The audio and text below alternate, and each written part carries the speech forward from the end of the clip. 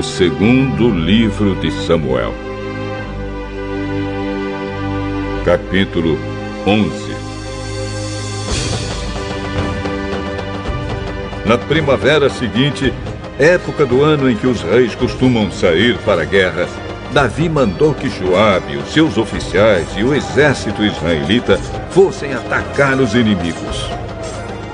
Eles venceram os amonitas e cercaram a cidade de Rabá. Mas Davi ficou em Jerusalém.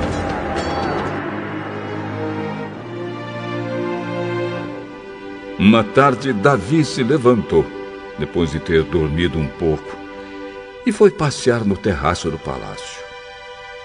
Dali viu uma mulher muito bonita tomando banho. Aí ele mandou que descobrissem quem era aquela mulher e soube que era Batseba, filha de Eliã e esposa de Urias, o heteu. Então Davi mandou que alguns mensageiros fossem buscá-la. Eles a trouxeram. E Davi teve relações com ela. Batseba tinha justamente terminado seu ritual mensal de purificação.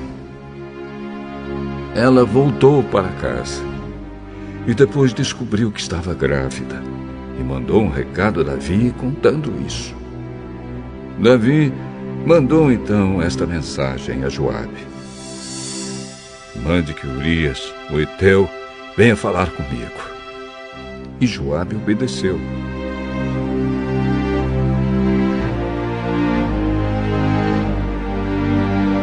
Quando Urias chegou, Davi perguntou a ele se Joabe e as tropas estavam bem e como estava indo a guerra.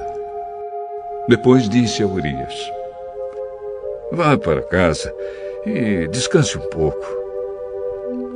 Urias saiu e Davi mandou levar um presente à casa dele. Mas Urias não foi para casa.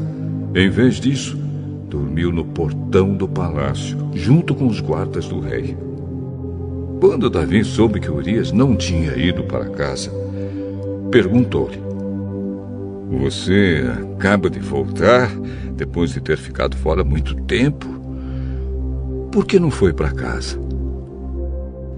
Os homens de Israel e de Judá estão longe, na frente de batalha, e a Arca da Aliança está com eles. O meu comandante Joabe e os seus oficiais estão acampados ao ar livre. Como poderia eu ir para casa, comer e beber e dormir com a minha mulher? Juro por tudo que é sagrado que nunca poderia fazer isso. Fique aqui o resto do dia. Amanhã eu o mandarei de volta.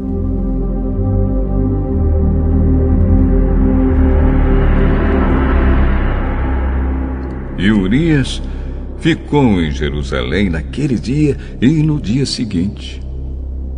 Davi convidou-o para jantar e fez com que ele ficasse bêbado.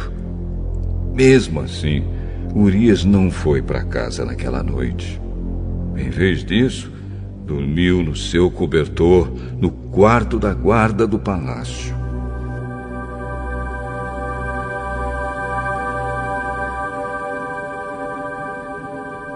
Na manhã seguinte, Davi escreveu uma carta a Joabe e a mandou por Urias. Davi escreveu o seguinte: ponha Urias na linha de frente, onde a luta é mais pesada. Depois se retire e deixe que ele seja morto.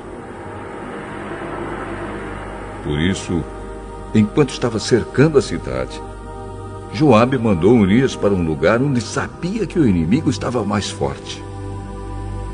As tropas inimigas saíram da cidade, lutaram contra as forças de Joabe e mataram alguns oficiais de Davi. E Urias também foi morto.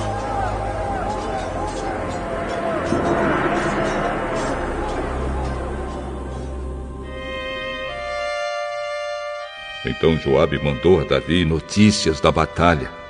Ele disse ao mensageiro o seguinte: se depois que você contar ao rei tudo sobre a batalha, ele ficar zangado e perguntar: por que vocês chegaram tão perto da cidade para lutar com eles? Não viram que eles poderiam atirar flechas do alto da muralha? Vocês não lembram como Abimeleque, filho de Jerubezete, foi morto? Foi na cidade de Tebes, onde uma mulher atirou de cima da muralha uma pedra de moinho e o matou. Então por que vocês chegaram tão perto da muralha? Se o rei perguntar isso, responda: Urias, seu oficial, também foi morto. Então o mensageiro foi e disse a Davi o que Joabe tinha mandado.